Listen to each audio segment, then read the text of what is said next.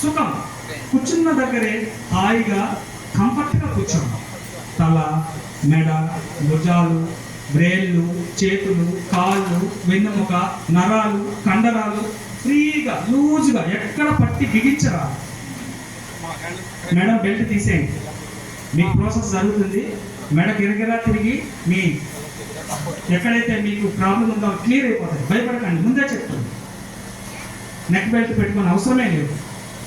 Spinal belt పెట్టుకొని నడుముకి belt పెట్టుకుని ఎవరైనా ఉంటే తీసేయండి.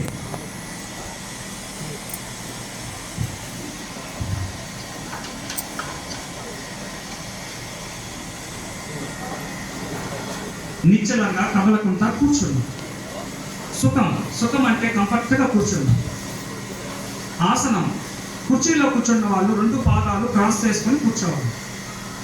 కింద కూర్చున్న వాళ్ళు సుఖాసనంలో కానీ, అర్ధాసనంలో కానీ, పద్మాసనంలో కానీ కూర్చోవాలి. చేతులు కలుపుకొని, వేళ్ళు కలుపుకొని హాయిగా కూర్చున్నాం. పెదవి కలుపుకొని మౌనంగా కూర్చున్నాం. నోటిలోని మౌనం, మనసులోని శూన్యం, దీని పేరు ధ్యానము.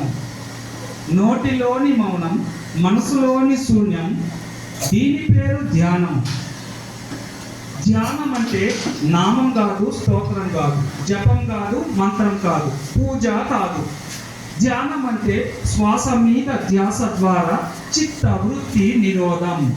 యోగ చిత్త వృత్తి నిరోధ అని పతంజలి మహర్షి వారు మనందరికీ తెలియపరిచారని బ్రహ్మర్షి సుభాష్ పత్రిజీ గారు ధ్యాన ప్రపంచనానికి వెలిగెత్తి చాటి చెప్పారు.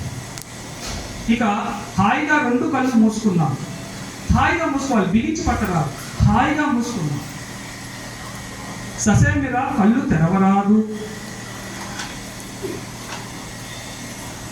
రోజంతా 80% శక్తి కళ్ళ ద్వారానే పోగొట్టుకుంటుంటాం. అవసరం ఉన్నా లేకపోయినా మనం కళ్ళు తెరుచుకొని చూస్తూ ఉంటే ఎంతో శక్తి పోతూ ఉంటుంది. ఇప్పుడు మనం తెలుసుకున్నాం, అవసరం లేనప్పుడంతా, సమయం దొరికినప్పుడంతా 2 కళ్ళు మూసుకున్నాం. పోగొట్టుకున్న శక్తిని రాబట్టుకున్నాం శ్వాస మీద ధ్యాస పెట్టి.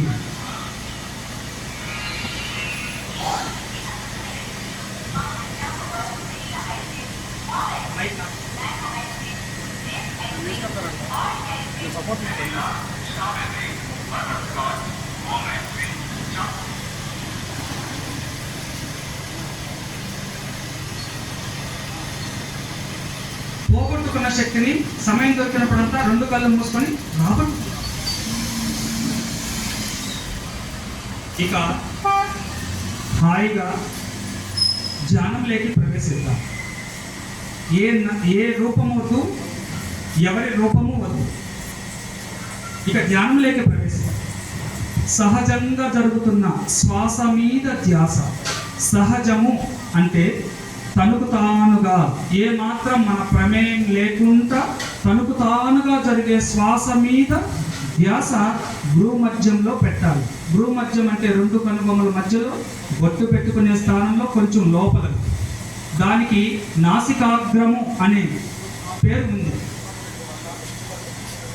అదే భ్రూమధ్య స్థానానికి నాసికాగ్రము అని కూడా అంటారు. నాసికం అంటే ముక్కు, అగ్రం అంటే ముక్కు పై భాగం. సహజంగా, సరళంగా, సున్నితంగా జరుగుతున్న శ్వాస మీద ధ్యాస భ్రూమధ్యంలో పెట్టాలి. ఏ ఆలోచన వైపు వెళ్ళరాదు. ఏ ఆలోచన వైపు వెళ్ళినా వెంటనే కట్ కట్ కట్. ఏ ఆలోచనకి ప్రాధాన్యత లేదు ధ్యానంలో. శ్వాసకే ప్రాధాన్యత ఉంది ధ్యానంలో. ఊపిరిలో దేవుడు ఉన్నాడు యోగీంద్రులకు అన్నారు. ఊపిరిలో గని ఉన్నది యోగీంద్రులకి అన్నారు అన్నమాచార్యులు. దేహమే దేవాలయము, జీవుడే దేవుడు, ఆత్మే పరమాత్మ. ఇదంతా మనలోనే ఉంది. మన లోపలికే ప్రయాణిద్దాం. మన శ్వాస మీదే ధ్యాస పెడదాం. శ్వాస మీదే ధ్యాస. ఏ ఆలోచన వైపు వెళ్ళరాదు. ఏ ఆలోచన వచ్చినా కట్ కట్ కట్. శ్వాస మీదే ధ్యాస. మీ శ్వాసే మీ గురువు. ఒక గురువు దగ్గర ఎంత ఎరుకతో, కాన్షియస్తో, శ్రద్ధగా ఉంటామో అలా శ్వాస దగ్గర మనం గమనిస్తూ ఉన్నాం. క్లోజ్ యువర్ ఐస్ స్వామి. వింటూ కళ్ళు రెండు మూసుకోండి. చెప్తూ